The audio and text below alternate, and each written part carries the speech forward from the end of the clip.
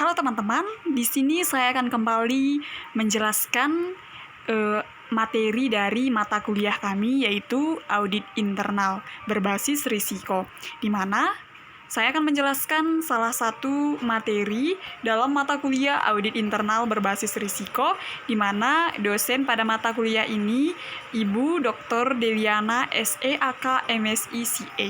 Nah, di sini saya akan menjelaskan tentang audit internal yang berbasis risiko, mengapa audit internal berbasis risiko sangat dipentingkan dalam perusahaan untuk membantu manajemen. Nah, di sini ada latar belakang mengapa audit internal disebut sebagai audit internal berbasis risiko. Nah, dalam masa ini, semua audit internal adalah audit internal berbasis risiko atau disingkat dengan AIBR atau Risk Based Internal Audit disingkat dengan RBAA, terbitan The Institute of Internal Auditor atau IIA, tidak menggunakan Risk Based Internal Audit. Nah, selama beberapa tahun terakhir, kebutuhan untuk mengelola risiko diakui sebagai bagian yang sangat penting dari praktik tata kelola korporasi yang baik atau Good Corporate Government Practice. Nah, ini mendorong banyak organisasi merasa perlu untuk mengidentifikasi semua risiko bisnis yang dihadapinya dan menjelaskan kepada para pemangku kepentingannya atau stakeholder bagaimana risiko-risiko tadi ditangani atau dikelolanya. Nah, jadi di sini artinya manajemen harus mampu meyakinkan para pemangku kepentingan ataupun stakeholder bahwa resiko-resiko yang ada atau resiko-resiko yang akan dihadapi oleh perusahaan mampu ditangani atau dikelola perusahaan tersebut dengan baik. Nah, dalam kenyataannya, kegiatan-kegiatan berkenaan dengan pengelolaan risiko diakui memainkan peran penting dalam mengadakan sistem pengendalian internal yang memadai atau maintaining a sound system of internal control. Nah, di sini tanggung jawab untuk menentukan atau identifying dan mengelola atau managing risiko ada di tangan manajemen. Nah, salah satu peran audit internal bagi manajemen adalah memberikan assurance bahwa risiko-risiko tadi, risiko-risiko yang akan dihadapi oleh perusahaan itu dikelola dengan benar. Nah, di sini istilah assurance berarti keyakinan. Dalam konteks auditing, istilah asuransi sudah masuk kosakata bahasa Indonesia. Perhatikan penegasan mengenai apa yang menjadi tanggung jawab manajemen dan apa yang menjadi tanggung jawab manajemen audit internal merupakan kunci atas salah satu pertanyaan dalam kasus tersebut. Artinya di sini diperhatikan apa yang menjadi tanggung jawab manajemen dan apa yang menjadi tanggung jawab audit internal bagi manajemen. Nah, kegiatan audit internal yang profesional dapat mencapai misinya sebagai penentu arah tata kelola dengan memposisikan tugasnya dalam konteks kerangka pengelolaan risiko dari organisasinya. Nah, itu termasuk hal latar belakang mengapa audit internal perlu untuk mempertimbangkan terhadap risiko-risiko apa saja yang dialami perusahaan, apakah risiko-risiko tersebut mampu ditangani oleh manajemen tersebut dengan baik. Selanjutnya, saya akan menjelaskan tentang definisi AIBR atau RBAI terbitan dari Institute of Internal Auditor. Nah, di sini AIBR sendiri adalah metodologi yang mengaitkan kegiatan audit internal dengan kerangka pengelolaan risiko secara menyeluruh dari organisasi tersebut. Nah, di sini AIBR memungkinkan audit internal memberikan assurance kepada board atau dewan bahwa proses manajemen risiko telah berjalan secara efektif sehubungan dengan risk appetite. Nah, dalam banyak publikasi yang digunakan sebagai acuan ini digunakan istilah the board yang kami terjemahkan sebagai dewan. Dalam AIBR, dewan yang dimaksud adalah Oversight Board atau lembaga tertinggi dalam organisasi yang bertanggung jawab atas pengawasan secara menyeluruh. Nah, artinya di sini juga audit internal memiliki peran untuk bagi manajemen sehubungan dengan risk appetite, apakah risiko telah berjalan secara efektif. Nah, selanjutnya ada keuntungan dan keunggulan dari AIBR itu sendiri.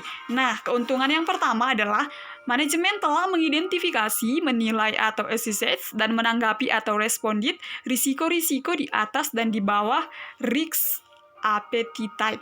2.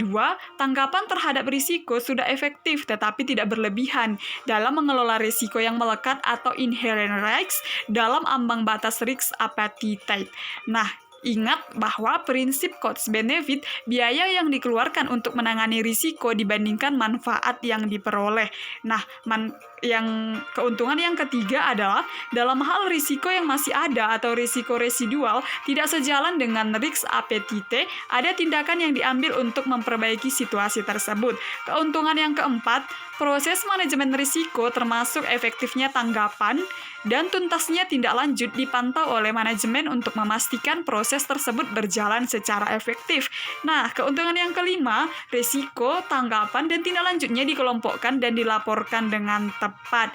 Nah, dengan demikian, audit internal dapat memberikan keyakinan kepada direksi dan dewan komisaris mengenai 3 hal sebagai berikut. Yang pertama, proses manajemen risiko baik desain atau rancangannya maupun implementasi dari rancangan tersebut.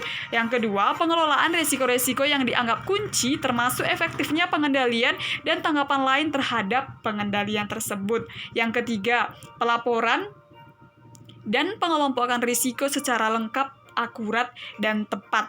Nah, dengan keuntungan-keuntungan dan keunggulan-keunggulan yang diberikan oleh AIBR tersebut, audit internal dapat memberikan keyakinan kepada direksi dan komisaris mengenai ketiga hal tersebut.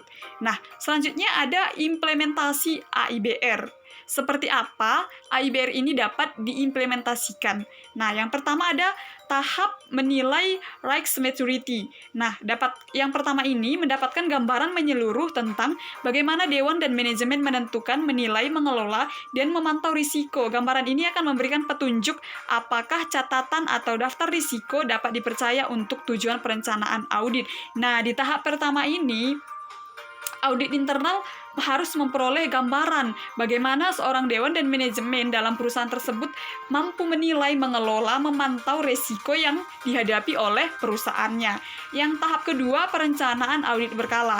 Nah, secara berkala umumnya setahun sekali, tentukan penugasan assurance dan consulting dengan mengidentifikasi dan memberi prioritas kepada hal-hal di mana dewan membutuhkan assurance, termasuk asuransi atau proses-proses manajemen risiko, pengelolaan risiko-risiko kunci, KRX, dan pencatatan dan pelaporan risiko. Nah, selanjutnya ada tahap ketiga, melaksanakan tugas audit. Nah, melaksanakan tugas-tugas audit yang sudah direncanakan dalam tahap 2 untuk memberikan assurance dalam kerangka manajemen risiko termasuk pencegahan atau mitigasi suatu risiko tertentu atau sekelompok risiko. Nah, itu adalah penjelasan bagaimana mengimplementasikan AIBR ini. Yang pertama, audit internal harus mendapatkan gambaran mengenai bagaimana dewan dan manajemen menentukan, mengelola, dan memantau risiko. Yang selanjutnya, setahun sekali atau secara berkala menentukan penugasan asuransi dan konsulting. Dan yang ketiga, melaksanakan tugas audit dari tahap 1 dan tahap 2 yang sudah dilakukan. Selanjutnya ada aneka ragam risiko bisnis. Nah, apa itu risiko? Risiko menyiratkan ketidakpastian di waktu yang akan datang tentang bergesernya penghasilan atau sesuatu yang direncanakan. Risiko merupakan seberapa besar investor bersedia berkorban untuk memperoleh keuntungan dari investasinya. Jadi di sini risiko menyiratkan ketidakpastian, artinya sesuatu yang sudah direncanakan atau sesuatu yang sudah dianggarkan perusahaan tentu pastinya akan ada resiko. Nah, resiko ini dapat memberikan dampak yang negatif bagi perusahaan tersebut. Resiko dapat bergesernya penghasilan atau sesuatu yang sudah direncanakan dari awal. Nah, selanjutnya ada jenis-jenis resiko. Kalau secara umum ketika kita searching di Google, kita akan mendapat beberapa jawaban mulai dari 3, 4, 5, bahkan 20 jenis resiko. Mana yang kita pilih dan bagaimana proses penentuannya tergantung dengan resiko apa yang sedang kita tangani pada perusahaan tersebut. Nah, di sini saya mengambil 5 jenis risiko bisnis. Yang pertama ada strategic risk atau risiko strategis, di mana Bisnis yang sukses atau ingin sukses memerlukan rencana bisnis yang komprehensif yang dihasilkan dari pemikiran dan pembahasan yang mendalam. Namun adalah kenyataan hidup yang tak dapat dipungkiri bahwa perencanaan terbaik sekalipun kadang-kadang menjadi usang dalam waktu yang singkat dan tidak terduga. Nah, inilah yang disebut dengan strategic risk atau resiko strategis, yaitu risiko suatu perusahaan menjadi kurang efektif dan harus bertempur sampai tetes darah terakhir untuk mencapai tujuan perusahaan. Hal ini mungkin disebabkan karena perubahan teknologi, masuknya pesaing baru yang sangat kuat ke pasar, pergeseran dalam permintaan atau preferensi pelanggan, melonjaknya harga bahan baku secara luar biasa, atau sejumlah perubahan lainnya berskala besar. Nah, jadi risiko strategis ini merupakan risiko yang akan dialami oleh suatu perusahaan karena adanya gelombang atau karena adanya perubahan-perubahan strategis di dunia usaha. Nah, misalnya saja ada teknologi yang baru, masuknya pesaing baru, pergeseran permintaan. Nah, itu merupakan suatu risiko strategi yang akan dialami oleh perusahaan itu sendiri. Nah, contoh dari perusahaan besar dalam teknologi misalnya standar telekomunikasi. Nah, selanjutnya ada compliance risk atau resiko kepatuhan. Nah, di sini dalam literatur, risiko kepatuhan umumnya disebabkan karena hukum dan undang-undang berubah. Seringkali dengan bertambahnya ukuran perusahaan, bertambah pula risiko kepatuhan karena adanya ketentuan perundang-undangan tambahan atau bisnis menghadapi otoritas dan regulator tambahan. Nah, contohnya perusahaan perkebunan Indonesia yang sebelumnya menjual produknya di dalam negeri berhadapan dengan hukum Indonesia saja. Segera ia mengekspor produknya, ia berhadapan dengan hukum dan perundang-undangan, bukan saja di negara pembeli atau tujuan akhir, tetapi juga di negara yang disinggahi. Negara pembeli mempunyai aturan tentang produk pertanian, tentang penyimpanan, tentang penanganan sampai ke tangan pembeli terakhir, termasuk ketentuan tentang label yang harus mencantumkan peringatan tertentu. Nah, jadi risiko kepatuhan ini dapat terjadi karena adanya perubahan peraturan perundang-undangan, baik ketika misalnya kita hanya beroperasi di dalam negeri atau ketika kita melakukan kegiatan di luar negeri, maka akan ada resiko bagaimana undang-undang dan peraturan yang harus kita patuhi pada negara tujuan kita. Nah, selanjutnya ada operational risk atau risiko operasional.